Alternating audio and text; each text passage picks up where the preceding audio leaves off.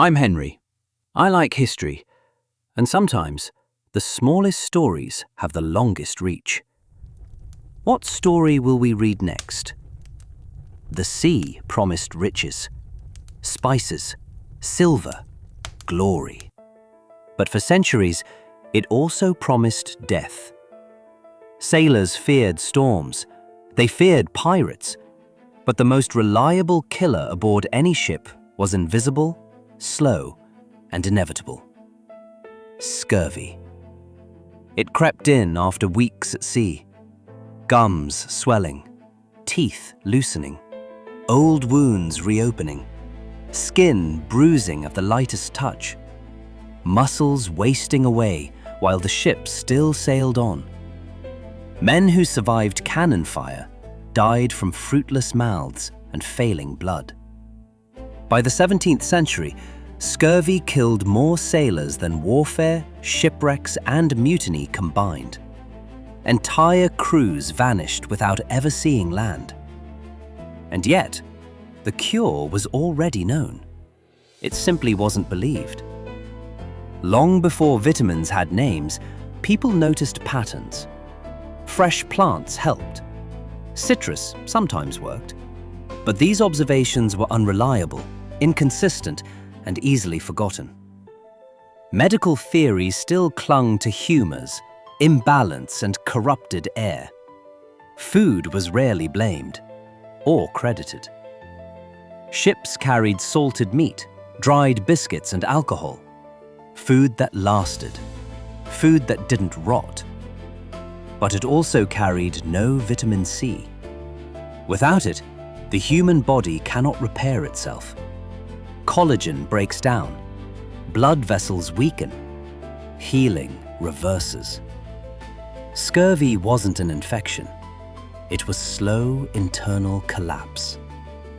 The sea did not kill these men. Their pantry did. Fresh food spoils, especially at sea. Fruit rots. Vegetables mold. Space is limited. Preservation mattered more than nutrition. So captains trusted what lasted, not what healed. Attempts were made. Lemon juice spoiled. Oranges disappeared. Vinegar was tried. So was seawater. So were prayers. None of it worked reliably. But one food did survive long voyages. One food fermented rather than spoiled. Cabbage. Fermentation was ancient. Wine, beer, pickles, sauerkraut. When cabbage ferments, it creates an acidic environment hostile to rot.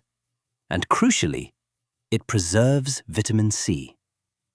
The cure for scurvy could sit in a barrel for months without spoiling. But sailors hated it. It smelled. It was sour. It reminded them of poverty. So they avoided it, even as they died. Captain James Cook was not a physician, but he was observant. During his 18th century voyages, Cook enforced strict dietary rules. Sauerkraut was mandatory. The crew resisted, complained, refused. So Cook pretended it was a luxury. Officers ate it first. Sailors followed.